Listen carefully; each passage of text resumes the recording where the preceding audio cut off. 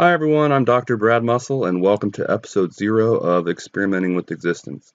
In this episode, I'm going to get into what experimenting with existence is. I'm going to get into the why, if you will, explaining why it is I'm doing the series in the first place, and then I'll dive into the what, if you will, explaining what the series is going to be all about, what you can expect in terms of each episode, and so on. And then I'll conclude by offering a preview of the episodes I already have game plans for, the ones I've already kind of planned, so to speak.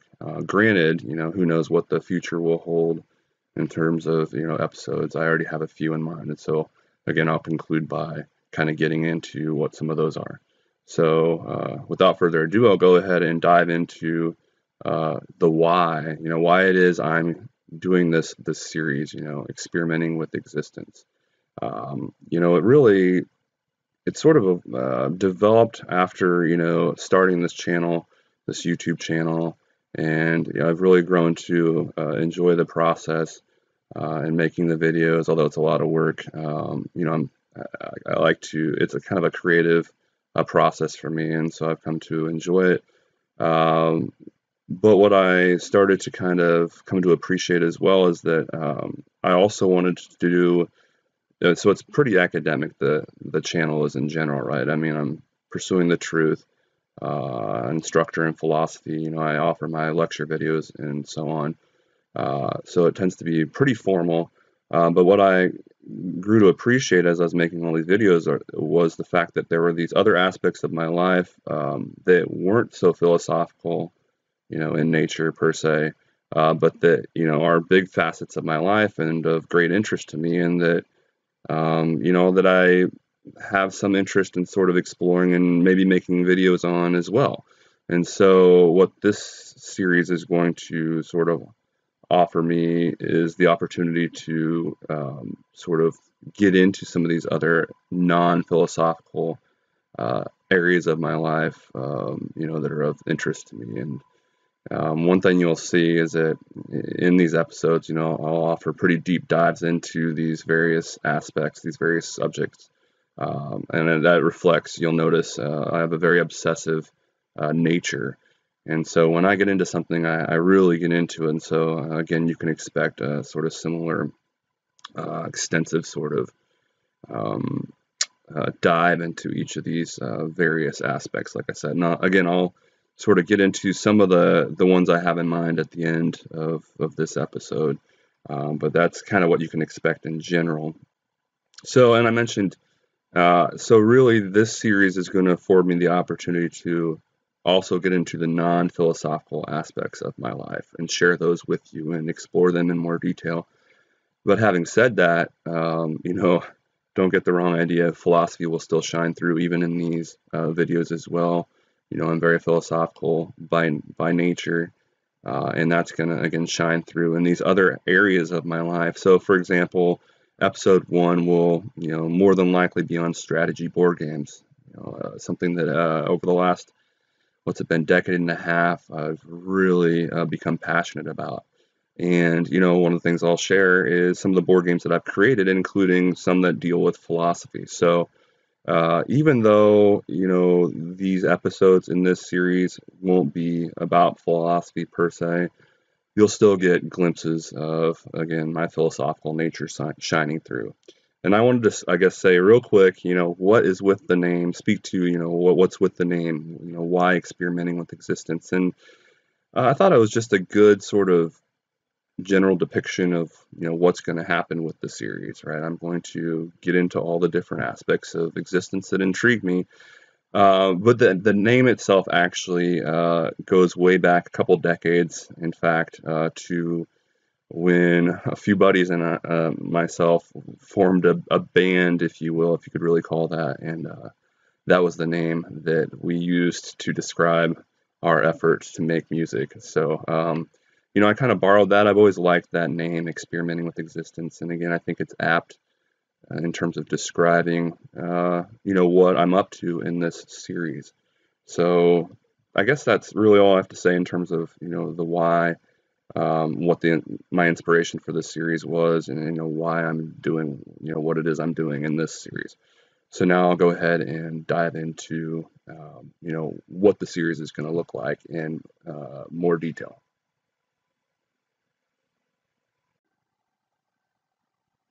I guess I already kind of foreshadowed a lot of the what the series is about and answering the why, but I'll go ahead and elaborate a little bit more on, again, what the series is going to be in general, and then what you can expect uh, in terms of each episode. And so, what is the series in general? Again, it's going to be me exploring these various aspects of life or existence that aren't philosophical in nature, right? But that are still nonetheless of great interest to me. So again, it's going to afford me the opportunity to share with you some of the things that I'm very passionate about outside of philosophy.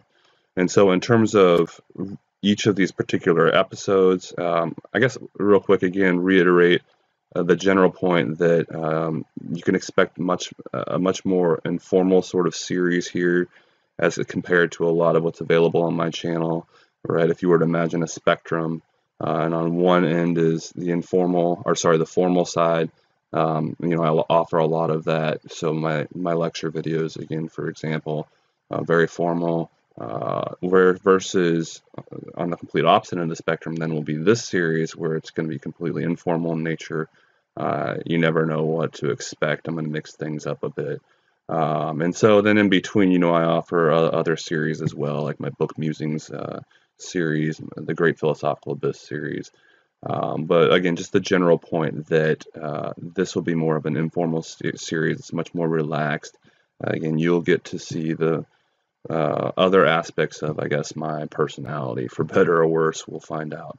So I mentioned, I guess that kind of, in a sense, expect the unexpected. Again, it's informal. I'm gonna, mess around with things a bit. I like to be creative, and so again, this is going to afford me an opportunity to do that as well. With a lot of these episodes, I'll get creative.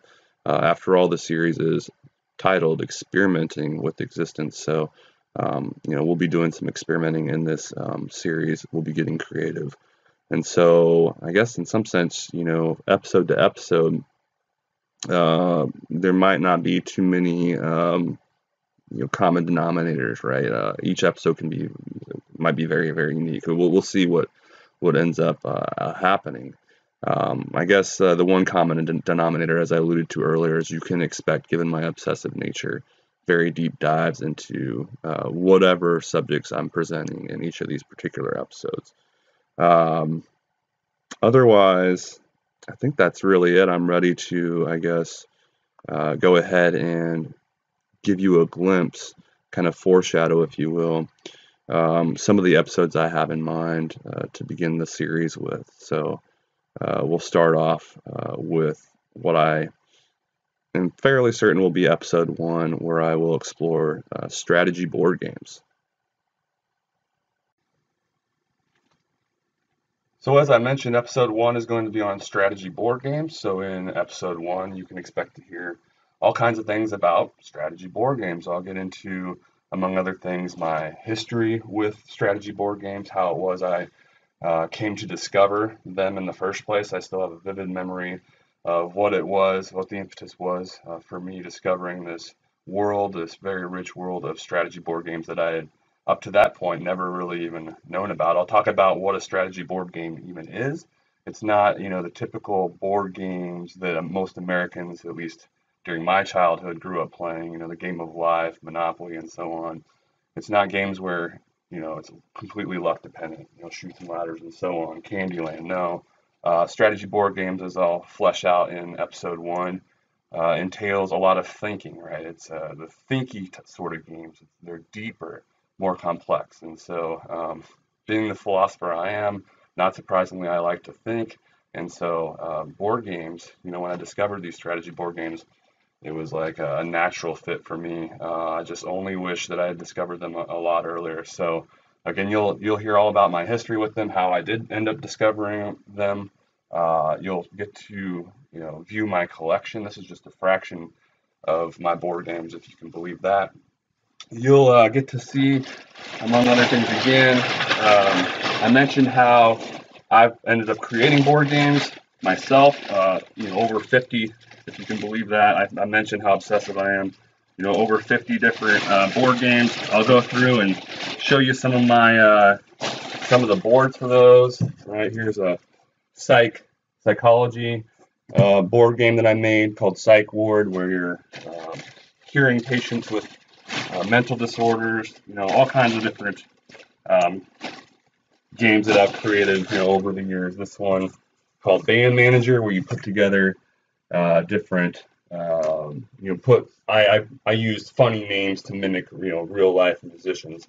So you're getting these different musicians and you're putting them together to form bands, and then you have to, you're the band manager, so you're booking tours and whatnot. So again, I'll go through. There's probably literally 30 boards here that I've made over the years, and you'll just get to see again all kinds of boards and different games, and I'll go into the rules on some of them.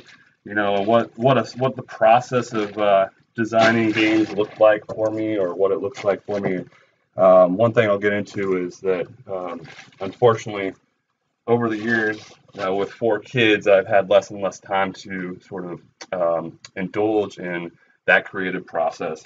But I'll get into kind of again like what it was like back in the day, at least when I could do this sort of thing more often. What the process was like.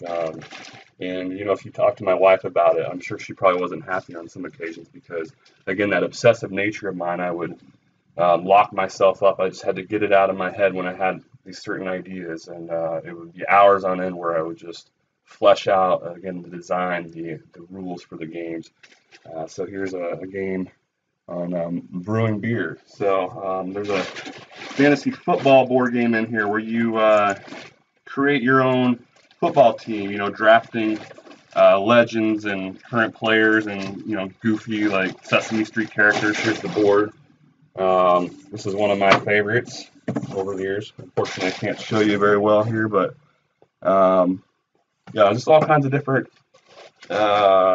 themes, which again, I also like to explore all kinds of different themes in the board games themselves. So we'll get into all kinds of, again, these various aspects of board games. I'll talk about how early on when I was designing games myself, I entered into a design contest and went up to Milwaukee with a friend of mine and entered this contest and what that experience was like.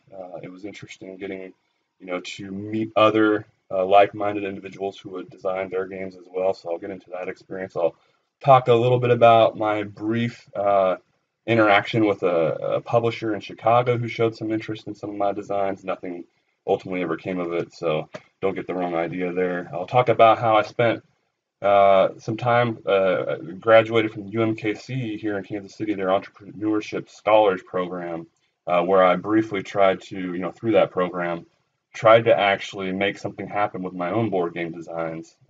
And one thing, I'll probably talk about this in the strategy board games episode, when I talk about having tried to get them published and whatnot.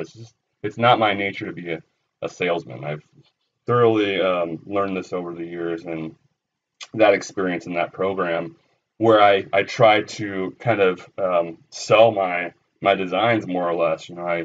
I tried to come up with different ways to, could I implement them electronically and how much would that cost? I went through all the business aspects of, possibly pursuing, publishing my own designs and the different routes and so on. And I realized quickly that, or I guess I should rephrase that. I reinforced the idea I already had that I'm just not a salesman at heart. I can't sell things. I love designing things. I just can't sell them, or I don't enjoy trying to sell them. But anyway, I'll go into much more detail then in terms of what that experience was like. Very interesting experience as well. I'll even offer glimpses perhaps into some other videos I've created over the years and for different series, some with my kids and so on, and with respect to board games. So, and much, much more. You can expect, again, this sort of thing in episode 1, where we will explore everything strategy board games related.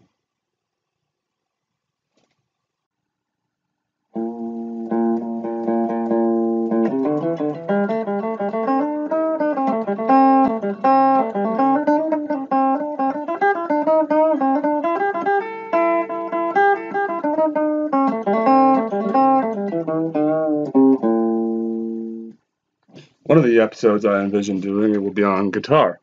So you'll get to hear, much like will be the case with the strategy board games episode, you'll get to hear my history with guitar, how I got started. And actually, I haven't been playing but maybe half of my life, so unlike a lot of us that play an instrument, that wasn't the case for me. In fact, I started after undergrad, so I've really only been playing, maybe a couple decades, not even. So I'll get into, again, my history with the instrument, how, among other things, I purchased almost all the guitars I own within the first 6 months of starting playing. So again, that speaks to kind of, again, my obsessive nature. And I thank my wife a lot for putting up with that over time. I'll get into, my typical routine. I do like to jam when I get a chance. Much like designing strategy board games, though, the opportunity for doing so with 4 kids is not, I don't have that opportunity, at least like I used to. But I do try to jam when I get a chance.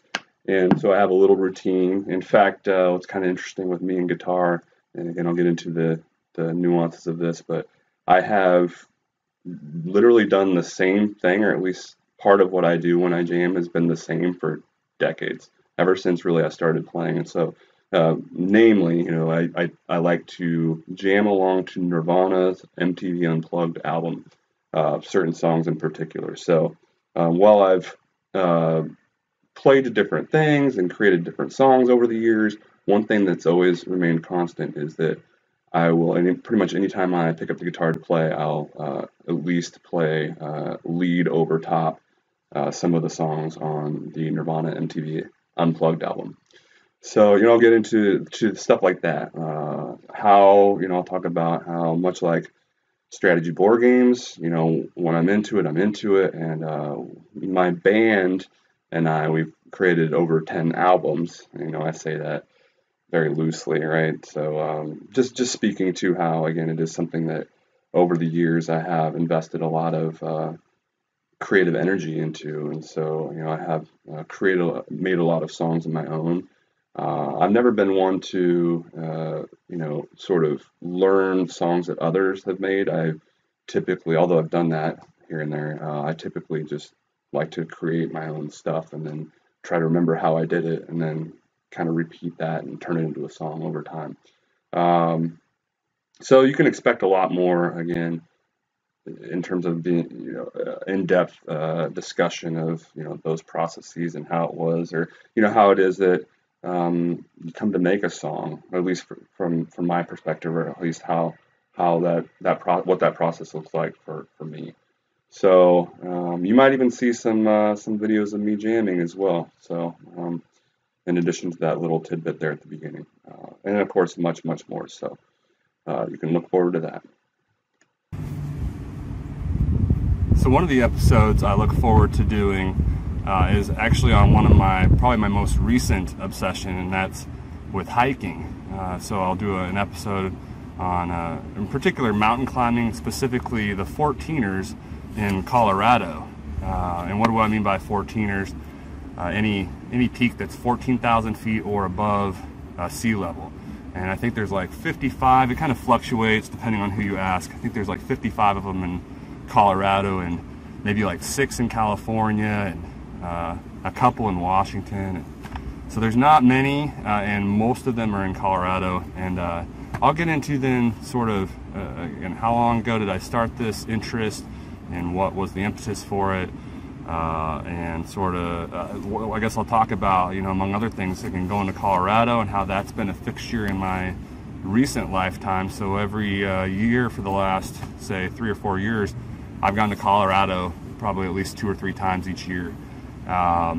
So obviously a big part of my life, and also the family's then too. So we enjoy heading out there. And so I'll talk about, why that is. I'll include some videos and pictures from my previous climbs, and maybe depending on when I do the episode, maybe some that I haven't done yet either. I'll relay some stories. I haven't been at this too long. Like I said, it's one of my more recent hobbies or interests, but I've been doing it long enough where I do have some stories, including my ascent of Mount Quandary alone in the winter, which was last February. So February 2021. That was interesting to say the least. So, I'll get into again some of my stories regarding some of these climbs. I think I've done at least 6 of them so far. I should have had that specific number for this. So at least 6, and I've got 2 more trips this summer planned where I'll do another 6, mark another 6 off the list. And so I'll talk about the experience of climbing a 14er. If you've never done that before, it's certainly, it's pretty difficult. Maybe not as difficult as, say, running a marathon. My friends and I used to wonder, which was more difficult, and I've done them both now. I would say the marathon is definitely more difficult, but, there's no 14er as easy, as you will hear all the Colorado residents remind you constantly. No 14er is easy. And so I'll go through, what it's like to sort of have to plan ahead and pack, among other things, and what you have to anticipate, maybe some tips. Again, if you have some interest but maybe haven't ever done it before, some things to keep in mind, some things that I've learned maybe the hard way. So I'll get into that. I'll get into, why it is I enjoy the process and enjoy climbing mountains to begin with, what it is I think that's so worthwhile about it. So I'll share my gear. I'll get into my gear too. So that of course depends on if you're climbing in the summer or the winter, but I'll get into the nuances of that in the episode itself. But you're going to be packing significantly more, obviously, if it's in the winter. But I'll dive into, what's in this backpack. This is my summer climbing pack. And we'll get into much more. So definitely an episode I'm looking forward to. And the next time I climb, I'm hoping to combine 2 of my interests, board games and climbing. One thing those who know me will attest to is that I've always been a sports nerd. And so right along with that is I've always been a fan of fantasy sports to this day. And in fact, going back to before it was really even known to be a thing, way back, I want to say I was like 9 years old, I remember sort of running a fantasy league of sorts by going back myself and USA Today baseball box scores and figuring out the stats and doing all that sort of thing with my cousin. He and I drafted teams and so on. So this goes way back, this interest, this love of not just sports, but like the stats. Like I said, I'm a sports nerd. So I was the guy back in the day, for example, who kept, I don't even know if I've ever met anyone else who's done this, who kept stats for backyard baseball games throughout, the season. So throughout the whole summer, I would literally have a notebook in my pocket, and after everybody hit, this is during our elementary years, after everybody hit, I would write down what happened. And same thing in football too, I would keep stats for that. So I've always been very quirky about that sort of thing. And so when fantasy sports took off, that happened when I was probably going into like high school. It really became a thing. I started participating in that right away, running my own leagues, and I still run my own leagues to this day in multiple sports. And I'll get into all this then in the episode where I dive deep into, again, everything fantasy sports related. I'll talk about as well how the most recent sort of aspect of that fantasy sports culture has been what's referred to as DFS, or that's short for daily fantasy sports. So most of us are familiar nowadays with fantasy sports, right? Like a fantasy football team, everybody picks players, right? And each team has certain players, right? And you go up against somebody else's fantasy team each week, and you get a record based on whether you win or lose, so many games throughout the season. Well, daily fantasy takes that same idea of picking players and applies it to just one game, right? Or 1 week, like if it's the NFL. And so that really blew up, say, 5, 6, 7 years ago. And no surprise, I was a huge fan of that. Started playing daily fantasy sports then, primarily baseball, hockey, and some football. And, really became sort of invested in it, in fact, pretty good at it, to the point, and I'll go into this in much more detail, but won a contest for my wife and I to go to the Super Bowl. So that was one of the greatest moments of my life, greatest experiences, I'll say.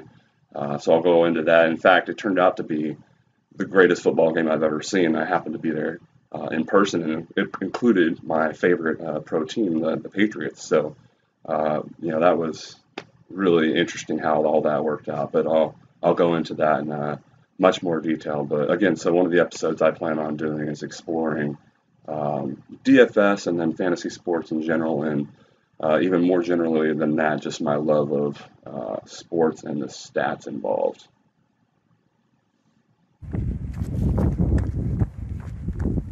So one of the episodes I plan on doing is going to be on health and fitness. Now this is a relatively recent obsession, you might say, for me. Wasn't always the healthiest person. In fact, I was probably one of the more unhealthy people I knew for a long time. And I was thinking about it. It all boils back to reading a book back in December 2016, which I'll get into in much more detail in the episode. But that book was Fast Food Nation. Read that book, kind of changed my life.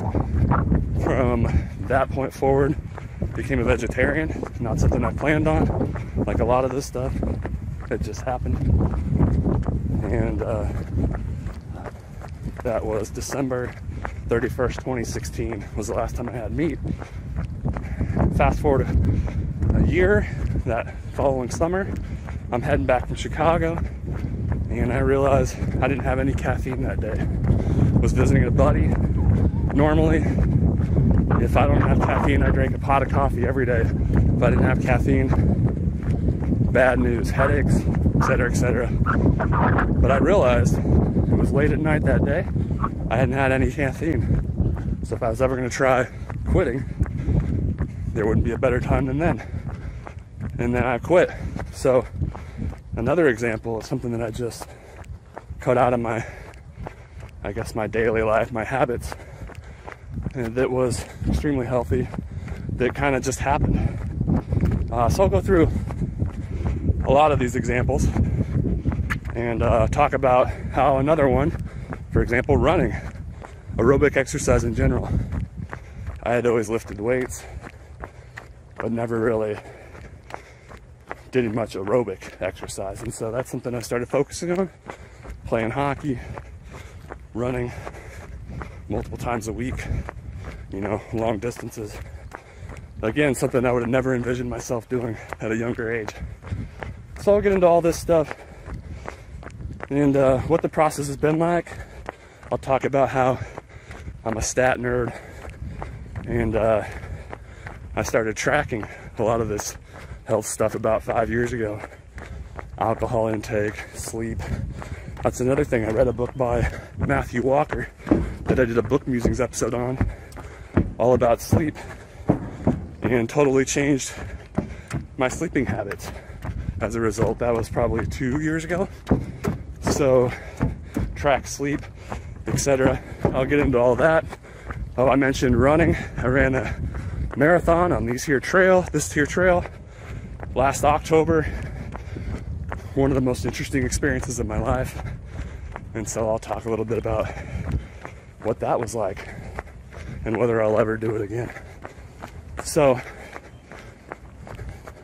you can expect to hear all that fun stuff and more when I discuss health and fitness and how that's really become, I guess you could say, a point of focus in my life here as of late, as I've matured.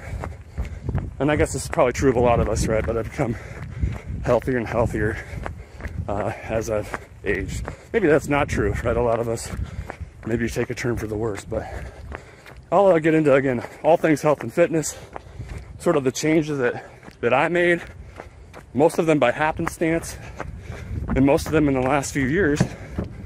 Get into them and kind of what that was like, what it's been like losing 65 plus pounds over the last 4 years and really looking like a totally different person. So anyway, that's one of the episodes you can look forward to.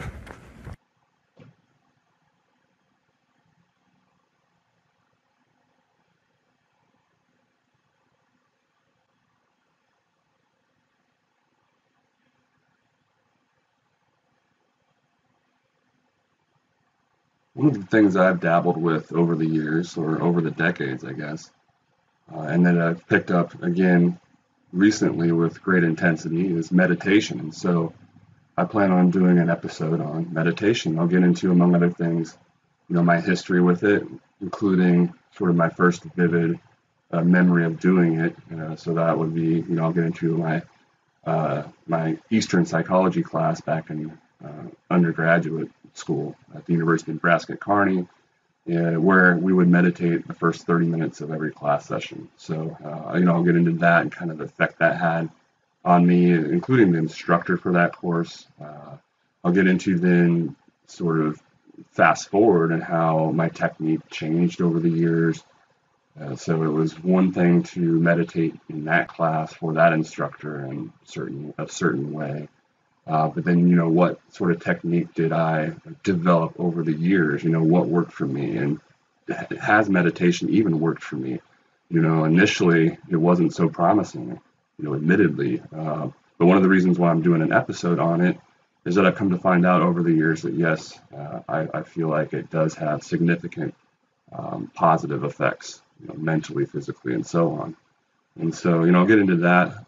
I can get into sort of how my technique, what it is, and how it's developed over the years. What the positives I've gleaned from meditation have been. Has it, what exactly is it like? Again, what is the experience like? And of course, that, as I've intimated, that has changed from, say, that first experience in my Eastern psychology class to how I meditate and what I experience nowadays. But I'll get into, again, so what I experience when I meditate.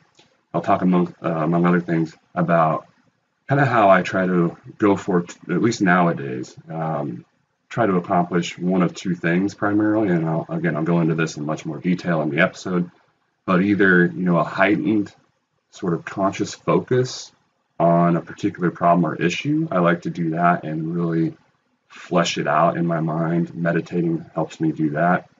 And then alternatively, this goes for if you're like me, you're like-minded, you're a philosopher, you think a lot. Sometimes you just need to turn it off.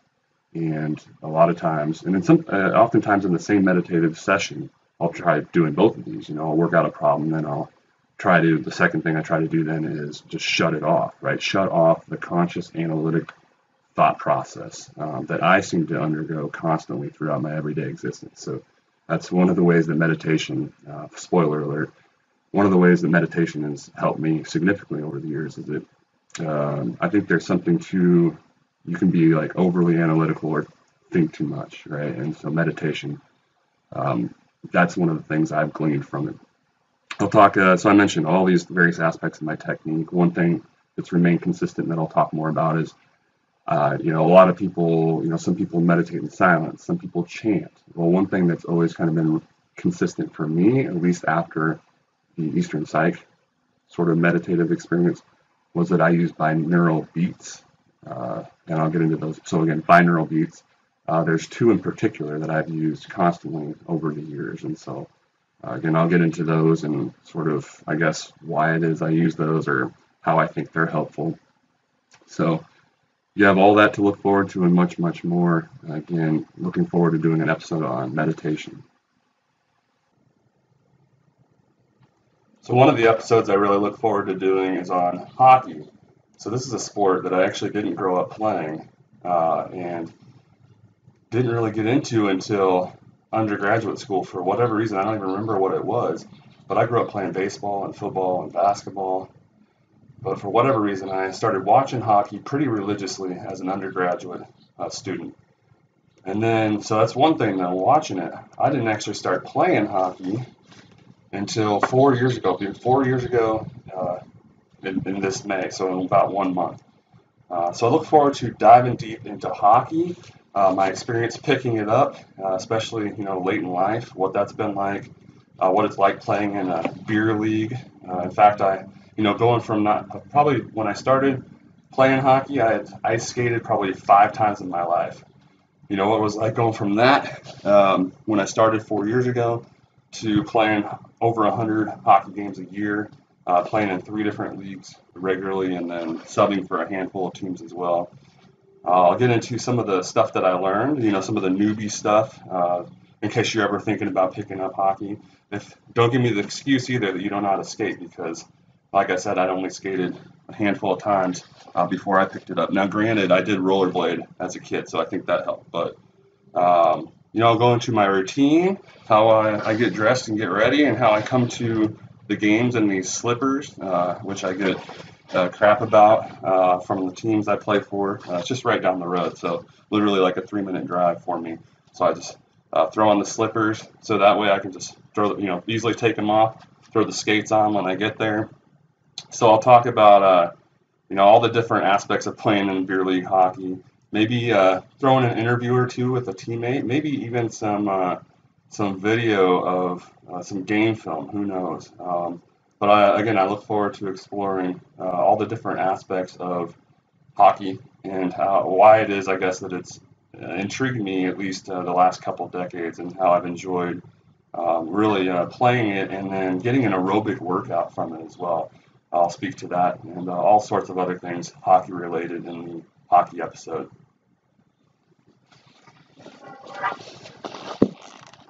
Well, that's it. That wraps up episode 0 of Experimenting with Existence. In this episode, I talked about what experimenting with existence is, as well as why it is I'm doing it. And I look forward to experimenting with existence with you in the future.